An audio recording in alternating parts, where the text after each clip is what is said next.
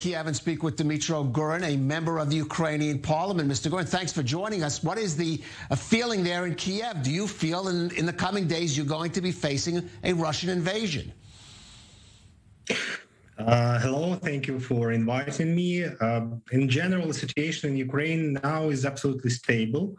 As you know, maybe we have a unique situation in history. For the first time, one fraction in parliament has received a majority. We have a so-called mono-majority. It's my party, Servant of the People.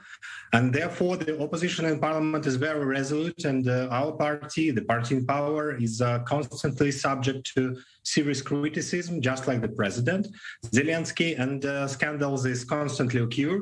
In general, we have the usual turbulent political life, similar to what the Israelis are used to. And also street politics is traditionally active in Ukraine. We have several times a year, always like protest actions, 5,000-7,000 people in Kiev, and we have protests near the parliament during each plenary session. And all of this has always been the case. This is the norm for Ukraine, so we have nothing special now. Well, what about on your borders, sir? What do you expect to happen? What is the feeling the government expecting to happen there? Yeah, I understand. And as we see, there is no internal potential for serious destabilization. And first of all, as you're saying, because now everyone is united by a common enemy, Russian Federation. Really, Russia has assembled a strike force, and unlike what happened last spring, they are really ready to attack now. They have field hospitals, they have blood banks, and police forces have been brought in a number of areas on the eastern part of Ukraine to ensure order in the occupied territories. But Ukrainians, they will fight. I was in Tel Aviv in 2014 during the bombing of the city, and I saw how the reaction of people on the streets to the warning sirens, and everyone is prepared and knows what to do. And in this sense, Israel and for Ukrainians, of course, is an example of readiness and ability to defend their land and their children. And now, after 8 years, I see how much we are becoming like you. There is no panic in Ukraine, but everyone is preparing to act in a situation where Russia starts a war. Everybody are pulling things up, signing up for civil territorial defense, preparing plans for the evacuation of families in case of a big war with Russia. According to polls, 33% of Ukrainians are ready to defend the country with the weapons in their hands, and another 22% are ready to participate in civil resistance. We have about 500,000 people serving the armed forces in Ukraine, National Guard, other law enforcement agencies, and another 110,000 in civil territorial defense, and 440,000 veterans that passed through the front and have combat experience. Mr. Gurin, if I could jump in, clearly Ukrainians are ready to fight to defend their country. Let me ask you, you mentioned Israel in your visit here. I spoke last week with your ambassador to Israel, who said, yes, the Ukrainians look at Israel as an example, but he would like to see the government of Israel do more, be more vocal in its support for Ukraine, maybe supply arms.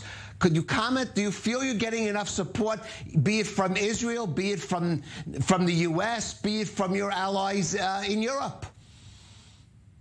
Of course, we need more weapons. We started to build army 8 years ago in reality, and now I see a radically different picture that the general confusion 8 years ago when Russia started the war by annexing Crimea and occupying part of Donbass. And then almost no one could imagine the war between Russia and Ukraine. But those who today serve in the army from adolescence alive in the state of war with Russia, we are all used to this now. And the Ukrainian army was formed on the idea of defense against Russia. And Ukraine will fight regardless of the position of the world community. We understand it. And frankly speaking, I don't know what Putin is counting on. It won't be a cakewalk. They want to be Crimea, like Crimea. The empire will get a new Afghanistan. Many coffins will come to Russia. Right, but is there more the West could be doing to help you, is what I'm asking. More weapons. more weapons, because we will fight, but we need more weapons, more economic, of course, help, like more money, and I think we can stand against Russia.